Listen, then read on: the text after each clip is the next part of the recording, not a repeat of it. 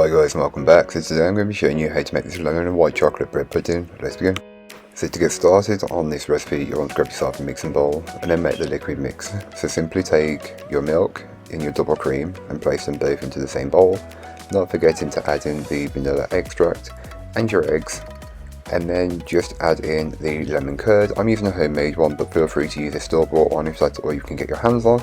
Then give this a good whisk together until it's fully combined. You also notice once it's ready, it will take on this slightly yellowish hue, which is what you're looking for, and it'll be quite a thickened mixture. Then add in your lemon zest and just mix this in until it's fully incorporated. The demerara sugar is an optional choice, but I wanted to add it, but feel free to leave it out if you do not want to use it. Then grab your basin or your tin bowl, whatever you want to use, as long as it's around this diameter, it doesn't really matter, and butter it very generously.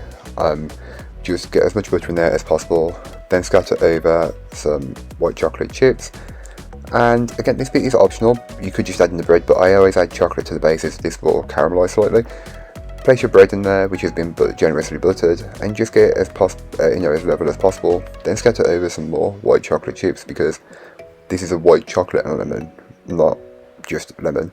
Then pour over the custard mix that we made earlier on, and again, take your time with this. You want to get as much of the bread covered as possible, but don't worry, once you've got the custard mix all over it, we will be leaving this to soak for around 45 minutes to an hour anyway.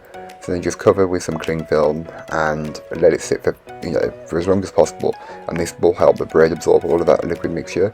After the time's done, you will notice it's thickened up, and this is completely fine and normal, especially with this recipe. Remove the cling film, and then as an optional finish, and you don't have to do this if you don't want to, I place dollops of lemon curd on top and then just kind of spread them around a little bit, just to get a little bit more of that lemon flavour in there. Although it's already packed with a lemon flavour because the lemon curd is so strong and it's already in the mixture, adding this little bit will just add a little bit more tang, and of course wouldn't be the recipe without adding a little bit more white chocolate.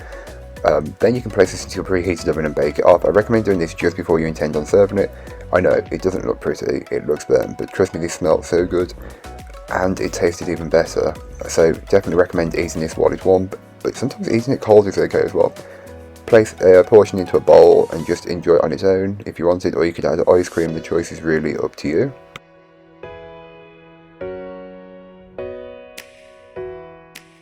So thank you so much for watching, I hope you enjoyed. If you did, don't forget to like, comment and subscribe for more from me, and I'll be back again soon with another recipe, so join me then. In the meanwhile, don't forget to check out the description. There'll be links to this recipe, links to my blog, and links to my social medias. But that's all for today. I hope you enjoyed. Bye guys.